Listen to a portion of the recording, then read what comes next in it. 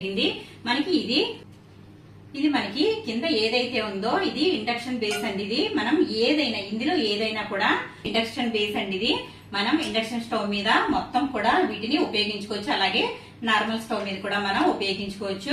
ఇది మనకి 3 లేయర్లు వచ్చినాయి, అంటే ట్రిప్లే వచ్చింది కాబట్టి మనకి ఇది చాలా వెయిట్ అనేది ఉందండి. మనం ఈ విధంగా ఉన్న గిన్నెలు అయితే వాడుకోవడం వల్ల చాలా రోజులైతే మనకి ఇవి సంవత్సరాలు కాదండి తరాల వరకు వస్తాయండి.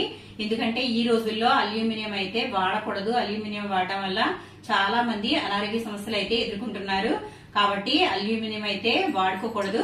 అదే మనం స్టెయిన్లెస్ స్టీల్ వాడినట్లయితే స్టెయిన్లెస్ స్టీల్ అయితే మనకి త్వరగా మాడిపోతుందండి. అది ఎందుకంటే హీట్ అనేది త్వరగా అది లాక్కోవడం వల్ల మనకి మొత్తం లోపల ఏదైతే చేసుకుంటామో అదంతా కూడా మాడిపోతుంది.